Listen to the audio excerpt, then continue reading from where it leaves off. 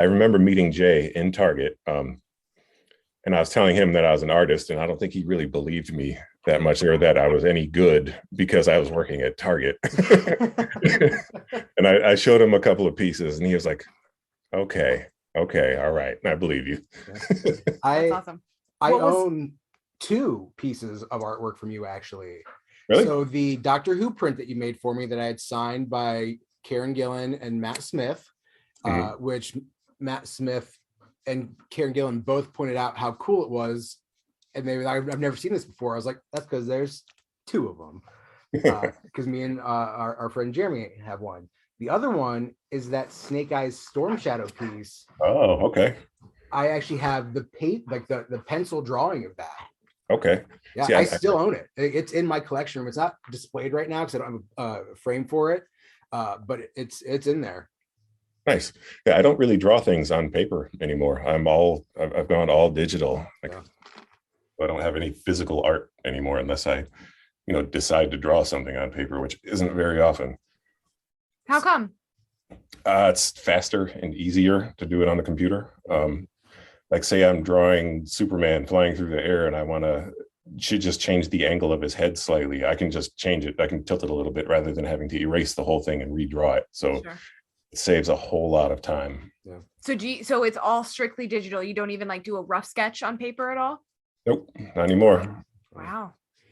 Now, isn't that nuts? Yeah. How crazy is that? We are. Oh my goodness. Where did your Disney work end up? In the ether. There's one book you can still get on Amazon. It's called the Spider-Man Storybook Collection. I think I did 4 or 5 different Spider-Man stories in that. And the Guardians of the Galaxy stuff wound up in a coloring book somewhere that I have never found or seen on the shelves. So it might have gotten used. It might not have gotten used. I don't know. That's cool. That's really cool. And there was another kind of brush with fame that you had, didn't you? Kind of. Cool? Are you cool to talk about that stuff? Yeah, absolutely. Anything is on the table. There was a comic book series I worked on maybe 10 years ago called Lucius Hammer, and it had a spin-off series called The Harlem Shadow. And The Harlem Shadow actually got optioned by Russell Simmons. And if you're not familiar with Russell Simmons, you might not be a hip hop head, but he's like an OG record label guy. He started Def Jam. But he optioned The Harlem Shadow to be developed as an animated series. And they even signed Common to do the voice of the main character, which was huge for me.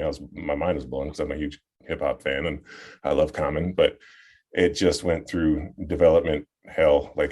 Russell Simmons was really cheap and he didn't want to give us any money. And he eventually agreed to give us $2,500 or something like that. And then he never sent us that money. And then the contract just kind of died.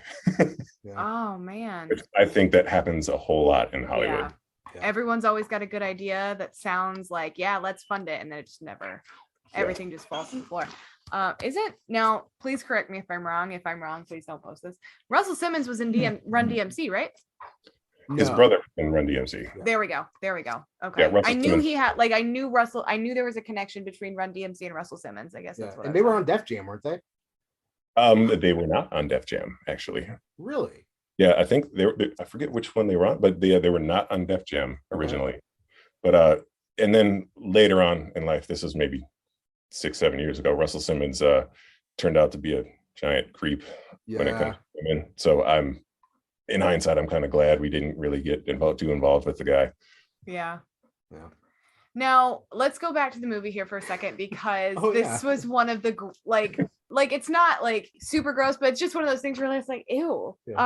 Where Jake gets in, he's in the floor basically, and Linda was holding the legs of the person. Annie was holding the legs of the person. You just have this cannon of blood, just absolutely, I can't say spewing because that does not do it justice, just fire hydranting.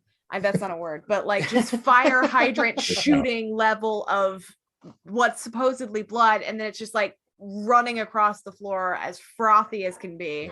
And then Ash, who is possessed, picks up Annie and just and you can tell that they told her, okay, this is the safest way to pick someone up, because every time Ash picks someone up, they immediately go into the plank position. Yeah. Like, this is going to be the easiest way for you, and this is going to be the safest way for you. Yeah. And then Ash is saved with the power of love. Yes. He sees the necklace that he gave to his girlfriend, the chain in the shape of a skull. Let's go back to the first movie. I love that. Where did they get all these boards for the windows, and when did he do all of that? Or was that just like a quick Sam Raimi cut thing? Yeah, we'll go with quick Sam Raimi cut thing. Okay, I'll believe that. And I listened to one of your other episodes, and you were talking about how you like a good horror movie that's about 84 minutes, gets in, gets out, gets it done. This is one of those. It's it is. There's a whole lot of story going on in a short period of time. Yeah, I was reading through like the deleted scene list that I talked about earlier, and at no point was I like, we needed this scene to further the movie. It was a lot of like extended gore and extra dialogue scenes. Mm-hmm. And as I was watching, I was like, man, it didn't need any of those. This movie is plotted pretty perfectly. Yeah. You already get you get everything you want out of it in that 84 minutes.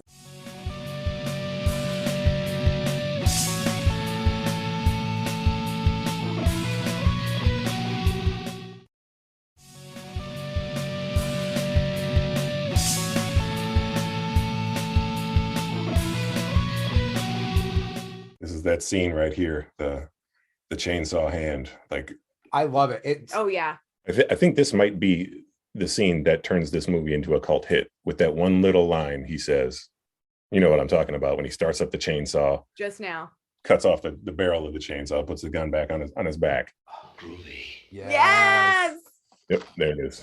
I love it. It's so good. Yeah, it's so good. And then he is ready to fucking go. Does the little spin with it, which we all appreciate when you're gearing up to go. It's a great little montage of putting together the chainsaw. Like, and you're absolutely right. I think that was like the marking scene of making this, such a hit through the years. At one point when I was like gung-ho on being a screenwriter, I had actually written an Evil Dead sequel.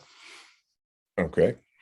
Well, and I had what I thought was a really great scene, and like the plot of the movie was very much back to the cabin, but someone had bought the property, some rich guy, and his son was going to the cabin to like have a party with his friends, and Ash showed up first and like saw the door in half, kicked it in, and then walked in, and it was like all fixed up, and he's like, what the fuck is going on?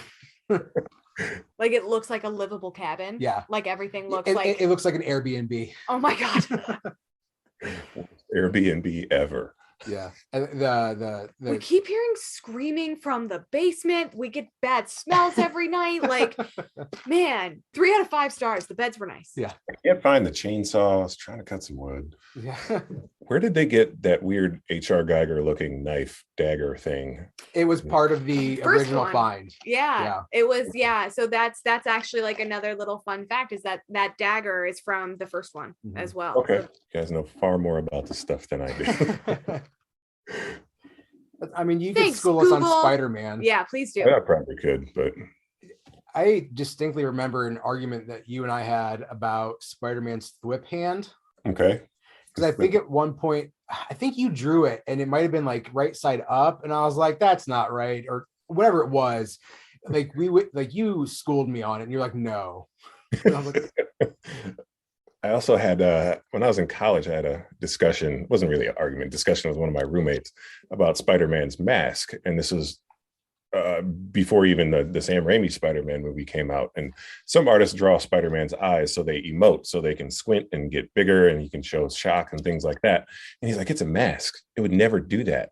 I'm like, that's what you're questioning about this whole concept, is the mask moves. And then later on in the Marvel movies, they made it so his eyes move, and it makes sense in the movie. So it's great. I one of my favorite things about the MCU is how they make these comic book things seem plausible. Yeah. Even if they're completely implausible still, it still seems like it makes sense. Yeah. Like with Evil Dead 2, we're watching people get fucking possessed by demons, and the thing I'm questioning is the really attractive woman with the dude with the silver teeth. Right. Like, when things are done well and the whole universe is committed to it, it makes it easy to buy into it. How do her socks stay up this entire film? I don't know, but my 8th grade self wants to. Because as a Catholic school girl that had to wear the jumper and the high socks, like, yeah, let a sister know, because if your socks stay up through all of this shit and mine can't even figure out how to stay up during math class, I'm doing something wrong. Honestly, I think she's got some tape. Well, I was gonna say some calves of steel. Yeah. I think they're being held up by those giant calves she's got. Okay, so you scotch tape or giant calves. Yeah. Yep. Combination. I mean, if Sam Raimi can do this shot with a dead naked lady flying around, he can figure out a way to keep some socks stay up. True. If you watch that scene closely where Henrietta's spinning through the air, you can see what's holding her. Well, no. So Ted Raimi is in the costume for Henrietta. He would sweat, like literal cups full of sweat, because he was in that costume for so long. They had to empty it out into like Dixie cups. And at one point you can see sweat drip out of the costume while he's spinning around in the air. Not planned. Extra gross. Yeah. When in the spinning shot, you can see there's a cutout for his butt, I guess. That's for him to use the bathroom when he's in the suit. Apparently at the end of the shoot, at like his last day in the costume, they fucked with him and left behind a cup of his sweat. Oh. And he may have drank it. Stop it. Yeah. Like on purpose? That's sick, man. Yeah. That's jackass level stuff. That was the K&B guys. Yeah. Of course it was. So it's, we talked, Victoria's a huge Walking Dead fan. Okay. Greg Nicotero, who did all that. Yeah. This is where he got to start. Oh yeah. I learned that in his I learned it in Eli Roth's History of Horror. Mm-hmm. That this was how Greg Nicotero kind of started his journey into the most. Sorry. That's a good strong bark though. You should be proud of it. She's part shepherd. Jim. Well, we got in trouble. Okay, when Ash cuts this demon's head off and it's like deflating and making fart noises, and like there's like blood gas spraying everywhere. And I do love that every time he just spins the gun, he's like, swallow this. Oh, it's so good. Yeah, he's pretty 80s ripped. Yeah. Hairy chest. Oh, absolutely.